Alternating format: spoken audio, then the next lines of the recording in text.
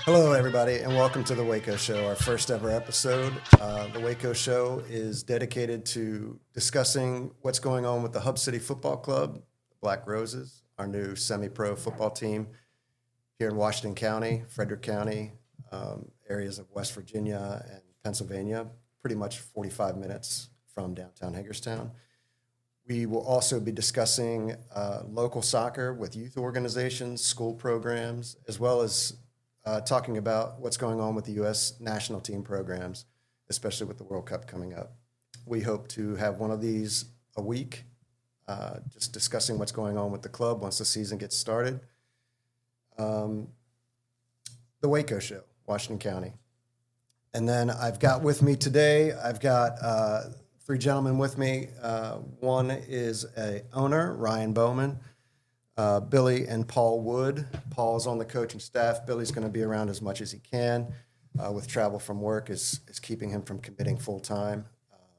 These three guys are guys I've known forever.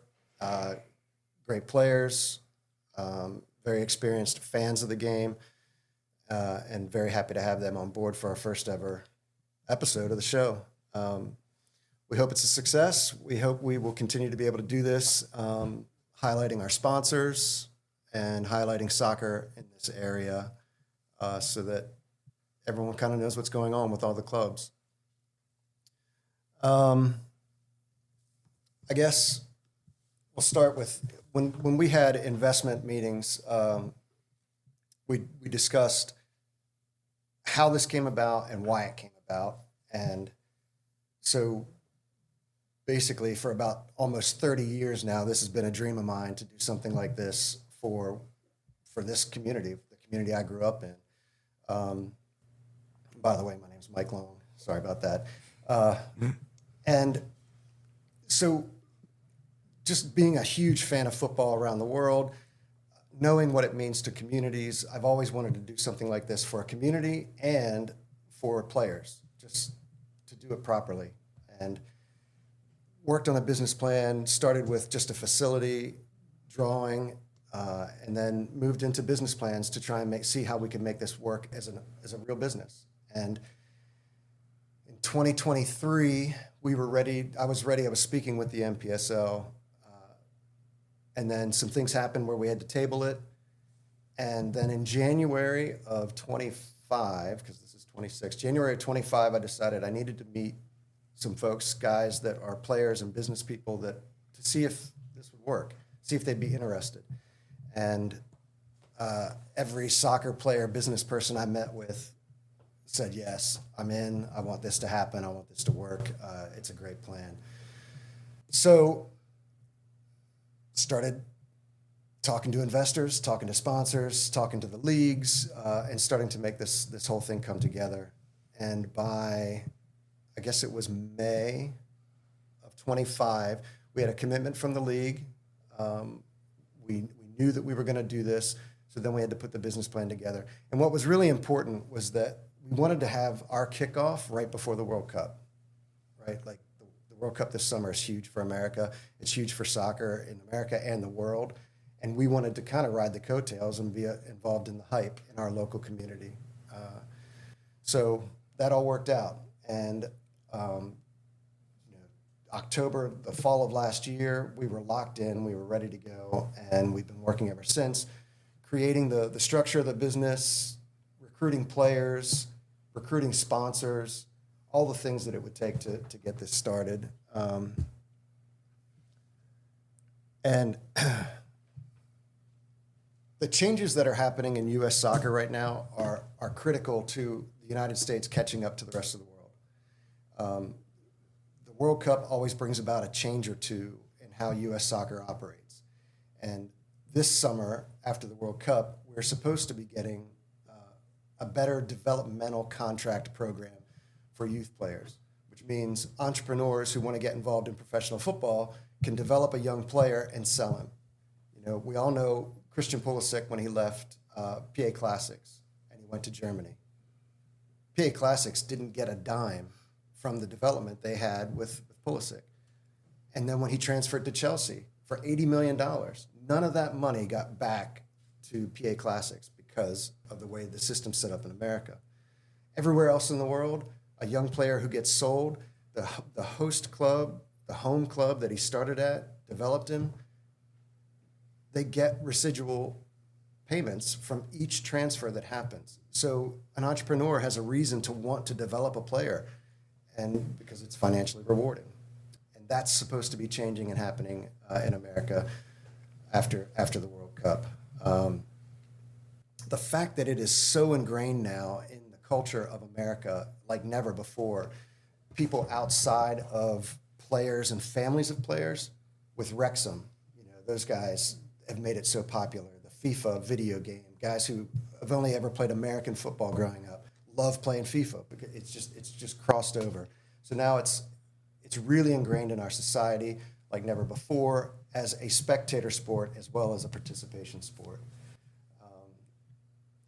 There are experts that predict by the year 2030 that soccer will be the number one sport in America, both spectator and participation. It's already participation, but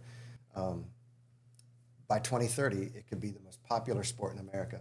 And the reason that is because of leagues like the NPSL, which we'll be playing in, and the UPSL, which we'll be playing in.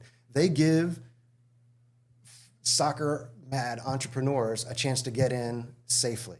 So it's not $10 million to try out and get a team started. We can do this affordably, and that is helping this happen in every community. I mean, every community around the country. These teams are popping up. If you follow the NPSL or the UPSL or even USL2 on social media, you will see new teams added every day. It's happening like crazy, and that's blanketing the country with town teams, with local teams for communities to get behind and eventually grow through the pyramid of U.S. soccer, grow through USL's promotion and relegation system. All the things that make the world turn for football are now happening in America.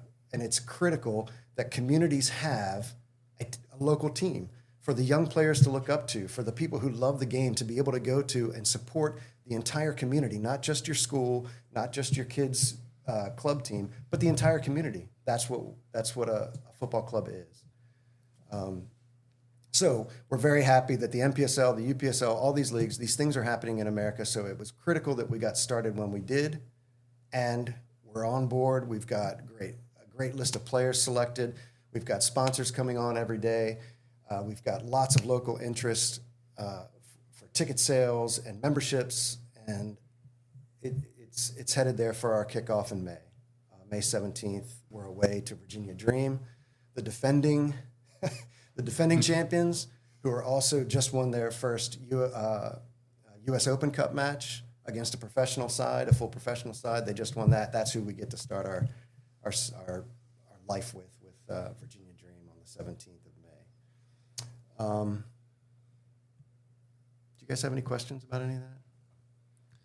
No, I think people need to know, Mike, that your enthusiasm for this is incredible, but it's not just a quick decision. You've been planning this for, like you said, it's been in your brain for 30 years, but 3 years in reality, and I think it's filling a massive hole in the US soccer structure. I learned, just Paul, by the way, I did most of my playing in England, and I didn't really learn as much from my coaches as by going to watch games and watching my heroes play. And this is missing in America, in my opinion. It just seems after you finish college, there's nowhere to go. And this Mike's given these people a home.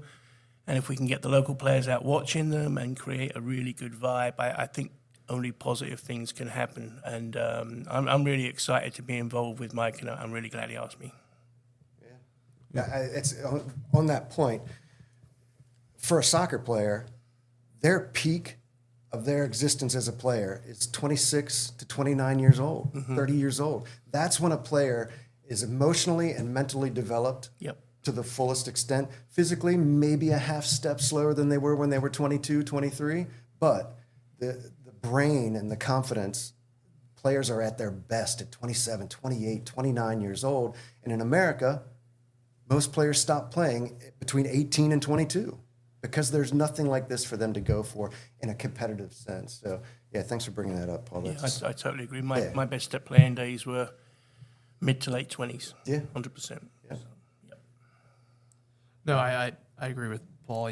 kind of took the point that I was going to make, that the U.S. soccer structure closely follows the academic structure, where you're 18 and then you graduate high school and then you start working, and that kind of becomes your full-time job. Where you go to college, you do that for 4 years, you get the opportunity to play there, but once you're 22, the stigma is go and get a job. Now, there's some areas of the country like Washington D.C. near us that have some of these teams and local men's competitive leagues. I can't think of it off the top of my head, but I've heard of a couple. But the further you get from these bigger metropolitan areas, the more scarce they become. So I think it's filling the gap, not only with just a team to play with, but also parts of the country that have not had this before. And I think Washington County has been one historically. For me personally, go to Williamsport, go to Shepherd, kind of complete that. There's Frederick and some other spots, but it brings more teams, as you said, popping up across the country, and gives players that opportunity. Still work their normal jobs. They don't need to make the full-time commitment a lot of people did, where they go and play USL Championship or MLS if they're good enough. But it's that middle gap of people that get lost there, still chasing the dream, but know that life keeps going, kind of day by day. So and to Ryan Bowman, by the way, to piggyback off of Billy here, growing up playing high school and then going to college, I've always listened to Mike and my dad and some of his friends talk about Town League after they got out of college. And it was something that I always look forward to playing. But once as Billy and I got out of college, we were like, where's this town team at? We would have to go to those metropolitan areas that Billy mentioned to play beyond the college age range. So this gives us the opportunity to play here at our age and still have some fun, but also be adults. So we're looking forward to it. Yeah, and being a part of your community. I mean, it's huge. All right, I think that's the first cut, gentlemen. All right. Good.